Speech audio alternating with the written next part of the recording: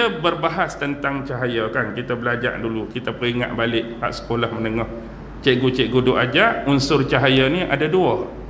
Satu disebut visible, cahaya hidup. Satu disebut invisible, cahaya mati.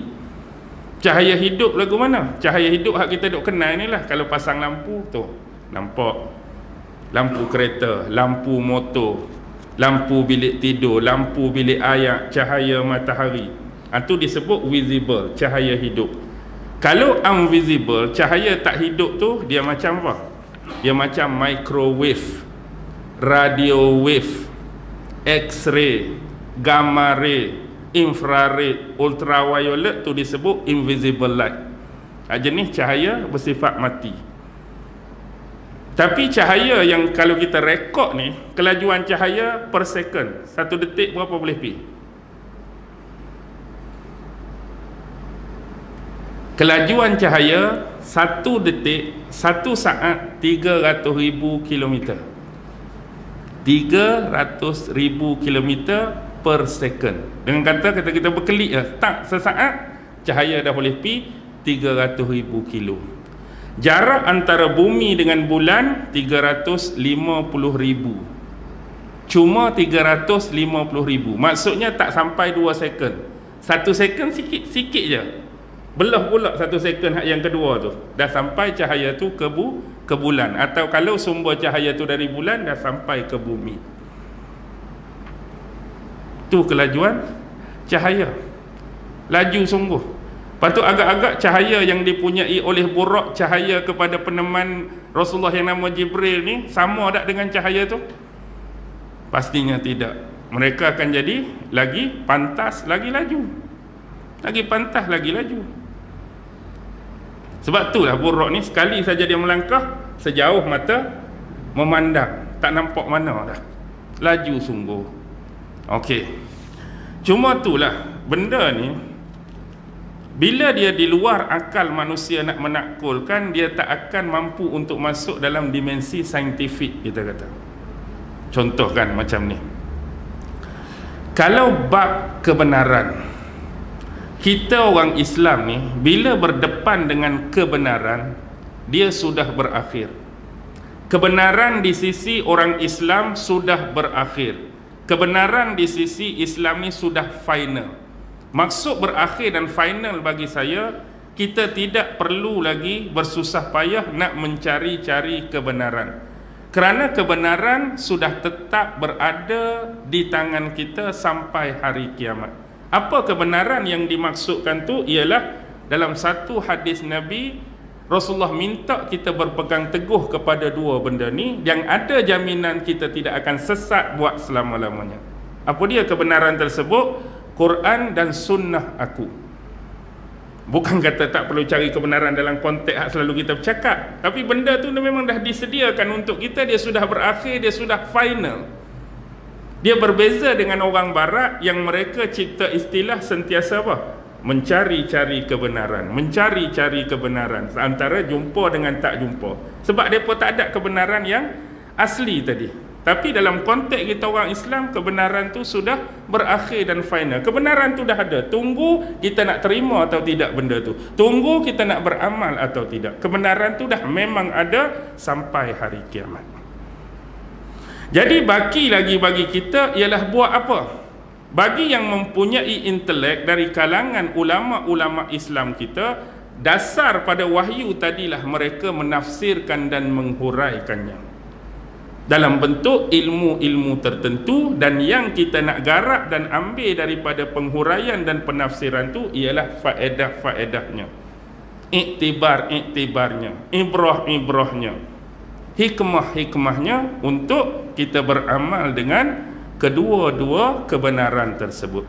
Baik, kalau kita tengok sebagai contoh dalam falsafah ilmu sains barat, sains ni apa?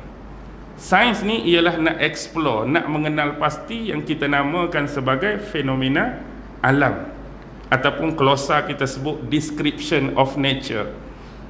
Jadi yang menjadi sumber pengambilan mereka nak describe nature ni ialah apa? Channel of knowledge. Sumber-sumber asas biasanya dua. Pertama ialah akal, ratio kita panggil. Yang kedua ialah empiris, benda yang mampu ditanggapi oleh panca indera yang 5. Jadi sesuatu tu nak dikatakan sebagai berilmiah, sebagai bersifat saintifik, dia kena memenuhi 2 benda tadi. Benda yang kita anggap ilmiah tu boleh diterima oleh akal, dan kedua dapat ditanggapi oleh empiris, panca indera yang 5. Tapi berbeza dengan falsafah agama yang diajar. Kita dah memenuhi 2-2 tadi. Kita pun kena ada ratio, kena ada empiris. Tapi kita kena ada 2 lagi, iaitu apa dia? Khabar sadiq, iaitu perkhabaran yang benar. Quran dan sunnah-sunnah, hadis-hadis Rasulullah yang sahih, ditambah 1 lagi iaitu intuisi, yang kita sebut sebagai ilham. Jadi sains tak ada hak ni. Bila sains tak ada tentang wahyu, tentang intuisi, maka bila datang dalam Al-Quran, bila datang firman Allah, wahyu Allah yang bertentangan dengan akal, yang tak mampu ditanggapi oleh panca indera 5, mudahlah bagi mereka untuk menolak, sebab tidak memenuhi kriteria ilmiah ataupun saintifik tersebut. Tapi kita orang beriman berbeza. Bila dia datang wahyu daripada Allah, bila dia datang daripada sunnah Rasulullah, hadis Rasulullah yang sahih, kita kena terima. Sebab itulah walaupun cuma datang 1 ayat, ini adalah bentuk peneguhan kepada peristiwa tersebut. Maksud apa saya kata peneguhan? Tidak memadai dengan penceritaan dan pemberitaan Rasulullah semata-mata. Walaupun kita tidak pernah meragui kesahihan Nabi, kita tidak pernah meragui apa dia? Kebenaran yang Nabi bawa. Pernah tak kita ni meragui apa yang Nabi bawa? Tak ada. Kita tak ada tu, kalau kita kata walaupun Nabi ni cerita hanya keluar daripada mulut Nabi, semua dalam bentuk hadis, Isra' dan Mi'raj pun kita percaya, apatah lagi bila ada bentuk sokongan dalam bentuk nas daripada wahyu Allah. Walaupun memadai cuma 1 ayat nak membuktikan kebenaran dan meneguhkan peristiwa tu. Walaupun 1 ayat. Sebab tu kita dalam buat apa pun berkaitan, walaupun 1 ayat ni nak ada kebersamaan, nak ada kebergantungan, nak ada pertolongan daripada Allah. Walaupun dia mari 1, cukup dah membuktikan peristiwa tersebut pernah terjadi kepada Rasulullah, tidak memadai dengan hadis-hadis saja. Bayangkan kalau hadis saja, 1 ayat pun Allah tak cerita pasal Isra', 1 ayat pun Allah tak cerita pasal Mi'raj, apa akan jadi? Kita orang beriman berbeza. Orang yang tak berapa kuat iman, tak berapa jelas iman, pasti akan menolak. Contoh, saya boleh datangkan 1 contoh.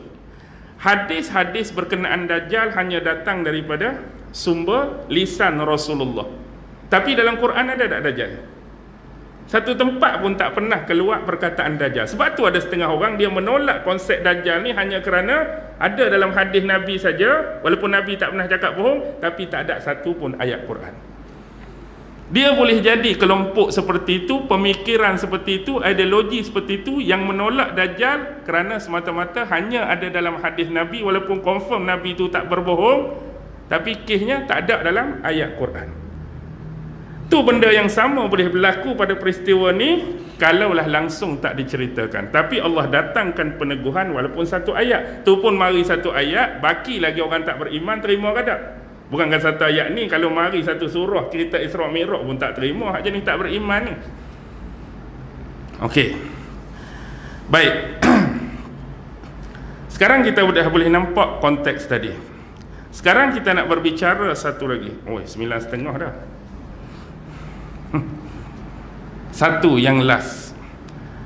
Benda tadi saya nak hubung kait. Kalaulah benda yang serumit ini mudah kita untuk beriman dan percaya dengannya, maka dia akan lebih membawa kebaikan pada keimanan yang lain. Tuan-tuan akan nampak jelas benda ni. Bila sebesar-besar konteks Isra' dan Mi'raj mampu diimani sepenuhnya oleh kita, maka selepas ni apa jua berita dalam bentuk berita-berita yang bersifat ghaibiyah akan mudah kita hadam dan terima. Kalau hak ni kita boleh pegang, kalau lepas ni lah Nabi kata, selepas kamu dikuburkan, kamu meninggal, jasad jasmani tubuh kamu akan hancur, dan bila Allah membangkitkan kamu, dia akan memberikan tubuh yang baru pada kami. Senang tak nak beriman? Kalau hak ni kita boleh faham dah. Lepas pada ni Nabi kata tubuh kamu hancur tu, Allah akan bagi tubuh baru, kamu akan dibangkitkan di mahsyar. Dibangkitkan pula bersama dengan umat-umat pada era sebelum ni, tamadun sebelum ni, peradaban sebelum ni, duk sekali aku kumpul. Senang nak terima? Tak jadi susah sikit.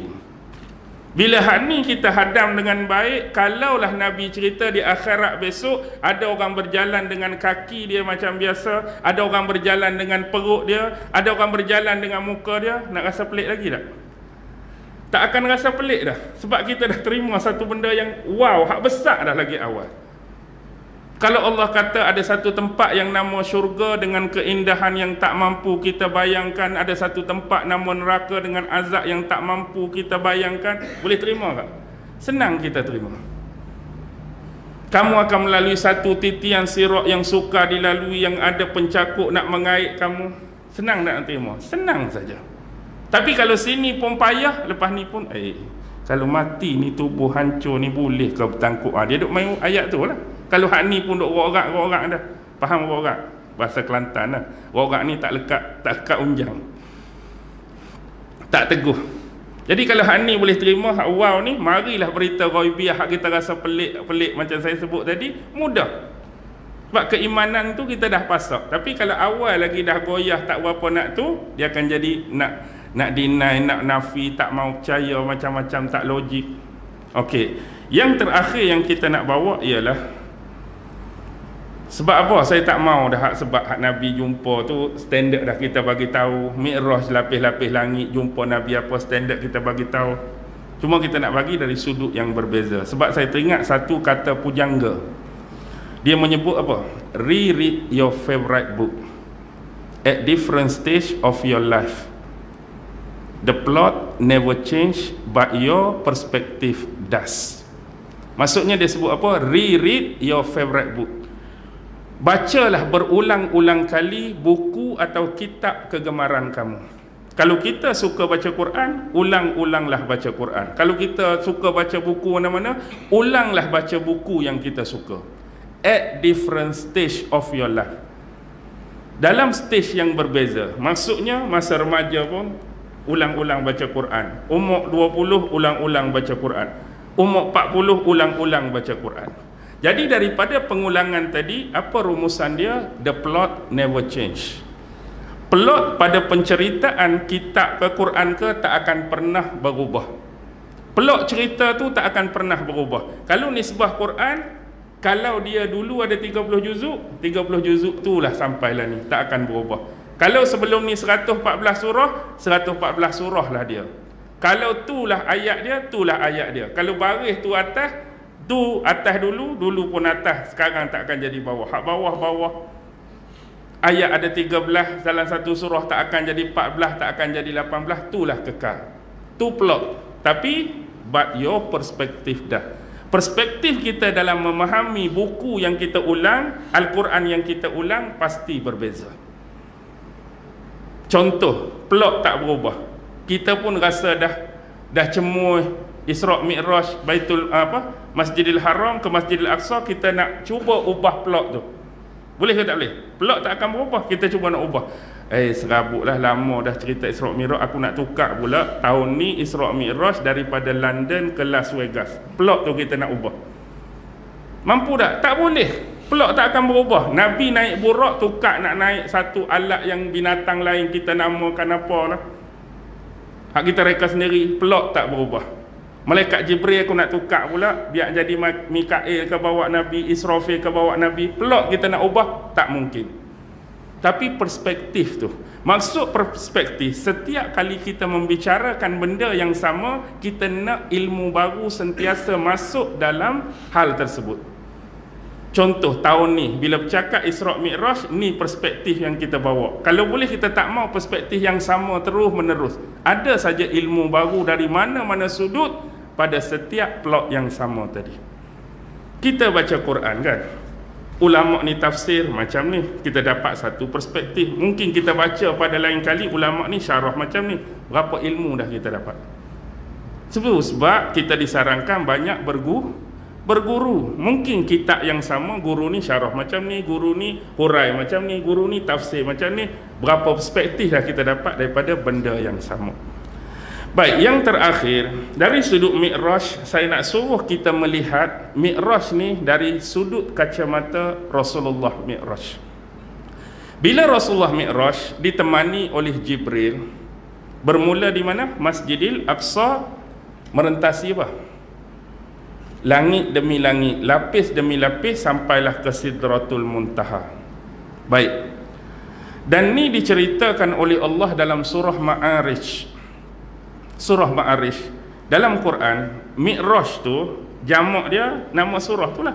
Kita sebut Mi'raj tu jamak dia ialah Al-Ma'arij. Dalam ayat 4, ta'rujul malaikatu warruh ilaihi fi yaumin kana miqdaruhu 50,000 sanah. Telah Mi'raj, naik malaikat, naik roh, naik kepadanya, yakni kepada Allah, fi yaumin, dalam satu hari itu, miqdaruhu, kadarnya berapa? 50,000 sanah. 50,000, 50,000 tahun. Satu hari perjalanan mereka sama dengan kadar bumi ni 50,000 tahun. Tapi nak sebabkan kelajuan mereka tu cuma boleh capai satu hari saja. Maksudnya kena nisbah, kalau kita nak buat perjalanan yang sama, nak sampai tempat mereka sampai 50,000 tahun. Bukan kata 50,000, kita 50 pun belum tentu hidup lagi. Lepas tu nak berjalan 50,000 tahun. Maknanya kalau nak tengok kelajuan malaikat Jibril, kelajuan malaikat tu, kena ganda dengan tu lah. Kita kata satu detik saat ni 300,000 kilo, mereka satu hari 50,000 tahun. Buatlah kira-kira calculation, kita akan jumpalah kelajuan tu. Nisbah ilmu kita hak sebenar, wallahu alam. Tapi nisbah bila Rasulullah naik, bumi yang ditinggalkan oleh Rasulullah, meninggalkan sahabat di bumi, meninggalkan sanak saudara di bumi, meninggalkan umat di bumi. Rasulullah bila naik tu, dia tengok bumi makin besar ke makin kecil. Kita hak ke arah naik ni, bumi hak kita tinggal tu makin besar ke makin kecil? Makin kecil. Kecil.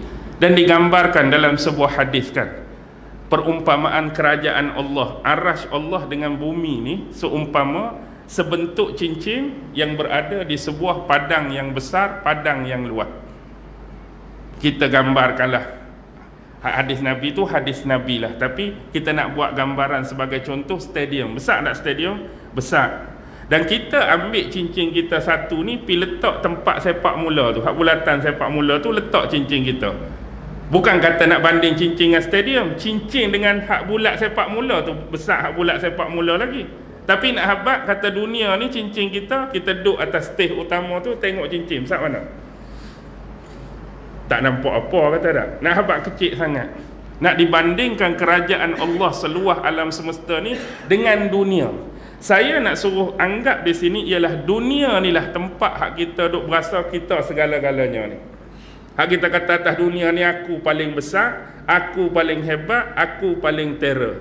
Dunia hak kita berebut harta sesama kita. Dunia hak kita duk berbunuh-bunuhan sesama kita. Dunia hak kita nak cari pengaruh sama kita. Dunia hak kita duk tipu orang ni, kita rasa ni lah dah besar, ni lah segala-galanya. Tapi bila Nabi naik, besar mana?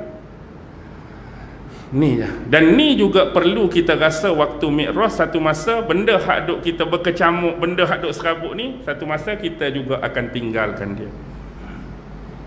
Kita juga satu masa akan Mi'raj kepada Allah Subhanahu wa ta'ala. Jadi nak suruh Nabi ni rasa apa? Hambatan-hambatan dan perkara-perkara yang menjadi remeh-temeh dalam lingkungan kehidupan Nabi. Orang duk kata macam-macam, anggap dia tu kecil. Orang dah tuduh kamu macam-macam, kecil. Orang tolak dakwah kamu, kecil. Orang tak mau dengar cakap kamu, kecil. Orang cuba nak bunuh kamu, kecil.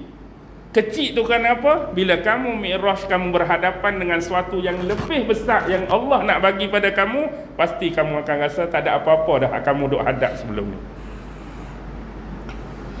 Cuba tuan-tuan bayangkan kalau Allah uji susah. Allah uji apa benda yang kalau boleh pada diri manusia tak mau benda tu ada pada mereka, tiba-tiba satu hari Allah bagi satu pemberian dan hadiah yang cukup besar pada kita. Ada nilai lagi tak Allah dah bagi susah sebelum ni? Dia jadi hilang terus. Sebab kita dapat sesuatu yang lebih besar yang Allah nak bagi. Jadi dunia tempat hak kita kata macam-macam yang melingkungi sekitaran hidup Nabi tu makin naik, makin jauh kamu akan tinggal. Dan bergembiralah kamu sebab antara Rasulullah dimi'rajkan ni untuk menghiburkan hati Nabi. Pasal apa nak hiburkan? Kan tahun tu tahun sedih. Pak saudara meninggal, isteri tersayang meninggal, dakwah Nabi di Taif ditolak. Ni adalah dua bentuk kecederaan. Satu, kecederaan pada fizikal. Bila dakwah Nabi ditolak, bukan setakat tolak, dilempar batu, cedera pada fizikal. Pak saudara meninggal, isteri meninggal, dakwah kita nak bawa kebaikan pada satu kaum, nak bawa kebaikan pada satu orang, tapi orang tak mau. Ni adalah kecederaan pada apa? Emosi. Dua-dua ni Nabi habaq. Kecederaan fizikal Nabi kena, kecederaan emosi pun Nabi kena. Sedih yang amat sangat. Jadi Allah nak hiburkan hati Nabi, biar remeh-temeh perkara bingit-bingit yang kamu duk hadap tu, bila naik kamu akan tinggalkan dia dengan sesuatu yang lebih mengembirakan kamu. Apa dia? Ibadah salat. Satu hadiah yang cukup berharga. Inilah hadiah yang menghubungkan pencipta dengan hambanya. Cara kita nak berurusan dengan Allah, nak bercakap dengan Allah, nak communicate dengan Allah, nak bagi tahu sesuatu pada Allah, nak minta pada Allah, inilah dia. Apa dia? As-salah. Jadi di sinilah keselarasan berlaku. Di sinilah keserasian dan keharmonian antara alam atas yang disebut alam langit dengan alam bumi. Nak dapatkan kebahagiaan, nak dapatkan ketenangan, nak dapatkan keharmonian, perlu ada keselarasan di sini. Tak selaras di sini, hancurlah. Tak selaras di sini, carilah ketenangan tak dapat, bahagia tak dapat. Contoh, hidup kita atas dunia ni perlu ada keselarasan dengan alam langit. Apa yang menjadi perintah alam langit, itulah kena buat. Apa yang menjadi larangan alam langit, itulah kita kena tinggal. Selagi kita tak selaraskan keharmonian ni, sampai bila dia tak akan selesai dan hidup kita senantiasa bermasalah. Tak mau percaya, cuba buatlah. Biar dia bagi tak selaras. Contoh standard kita ambil besi magnet, besi berani kita panggil tu. Kalau kita hubungkan dia dengan cara yang betul, maksudnya keselarasan, dia akan jadi apa bila makin dekat? Dia akan cepat tangkap. Kita letak saja, pup, dia nak tangkap. Pup. Dia kaut terus, dia tangkap terus, dia magnet terus. Tapi kalau kita guna cara yang salah, kita tak buat keselarasan yang sepatutnya, tukar ke belakang, dia jadi apa? Makin nak dekat, zoom dia tolak kan? Makin nak dekat, zoom dia tolak. Dia tak tangkap. Begitulah kehidupan kita perlu diselaraskan. Allah suruh semayang, cuba tinggal semayang. Allah suruh puasa, cuba tinggal puasa. Allah larang minum arak, cuba minum arak. Agak-agak dapat tak kebahagiaan yang kamu nak? Walaupun kamu kaya, dapat tak ketenangan kamu nak? Pasti tidak. Sebab tidak berlaku keselarasan tersebut. Kehendak alam langit, kehendak Allah dengan amalan kamu. Tapi sekiranya berlaku keselarasan tu, okey. Inilah kalau kita buat perbandingan laptop ataupun komputer. Kita baru beli laptop, kita baru beli komputer.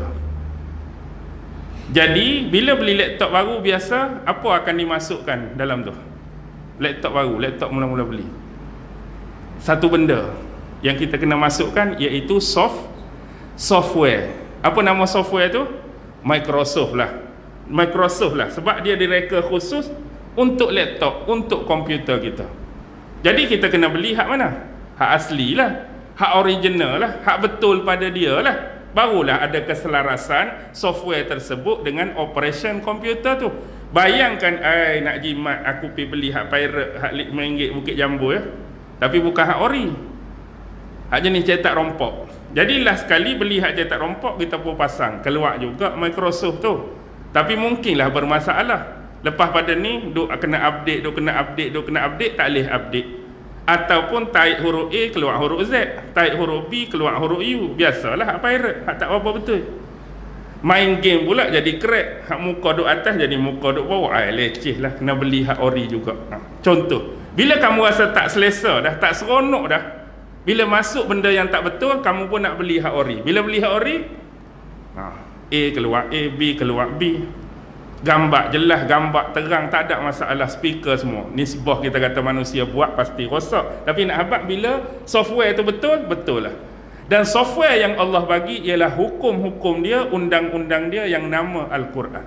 Selagi mana kamu gunakan konsep hukuman dan undang-undang Quran dalam hidup kamu, kamu selaraskan benda tu, selesai. Yang jadi kita haru-biru masalah hari ini, kita guna tak software tu?